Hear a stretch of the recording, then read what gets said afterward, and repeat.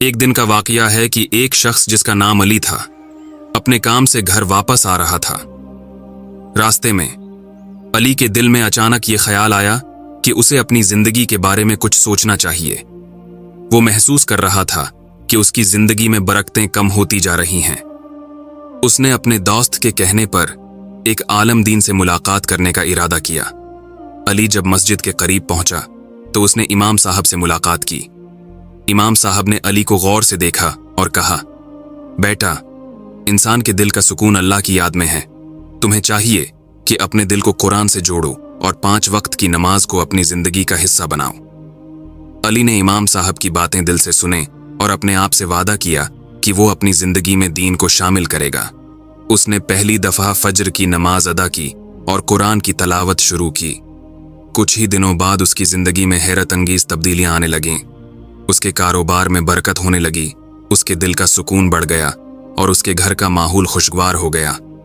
علی نے محسوس کیا کہ جب انسان اللہ کی طرف رجوع کرتا ہے اور اس کے راستے پر چلتا ہے تو اللہ اس کے راستے آسان کر دیتا ہے۔ اس نے عہد کیا کہ وہ باقی زندگی اللہ کے راستے پر چلے گا۔ اب علی روز فجر کے وقت اٹھتا، وضو کرتا اور نماز پڑھتا۔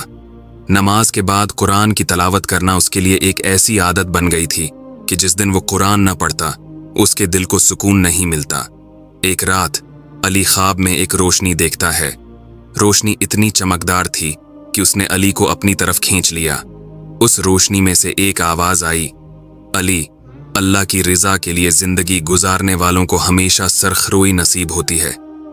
تمہارا راستہ آسان کر دیا گیا ہے، لیکن تمہیں آزمائشوں کا سامنا بھی کرنا پڑے گا۔ علی کی آنکھ کھلی تو اس کا دل اللہ کی محبت سے بھر چکا تھا۔ اس نے اپنے دوستوں اور گھر والوں کو دین کی طرف بلانے کا فیصلہ کیا۔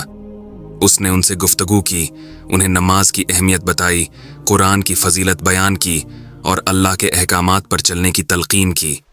پھر ایک دن علی کے دوست احمد کے ساتھ ایک حادثہ پیش آیا۔ احمد کو سخت چوٹیں آئیں اور اسے اسپتال لے جانا پڑا۔ علی فوراً اسپتال پہنچا اور احمد کے لیے دل سے دعائیں کرنے لگا۔ کچھ دنوں بعد احمد ٹھیک ہو گیا اور اس نے علی سے کہا، میں نے تمہاری دعاؤں میں وہ خلوص محسوس کیا جو شاید میں نے کبھی نہیں دیکھا تھا۔ اب میں بھی اللہ کے قریب جانا چاہتا ہوں، مجھے نماز پڑھنا سکھاؤ۔ اس دن علی کو یقین ہو گیا کہ جب انسان سچے دل سے دین کی طرف رجوع کرتا ہے تو اس کے ارد گرد کے لوگ بھی خود بخود متاثر ہونے لگتے ہیں۔ علی نے اپنے علاقے میں ایک چھوٹی سی محفل شروع کی جہاں وہ اور اس کے دوست ہر جمعے کو اکٹھے ہو کر قرآن کی تلاوت کرتے اور دین کی باتیں سنتے۔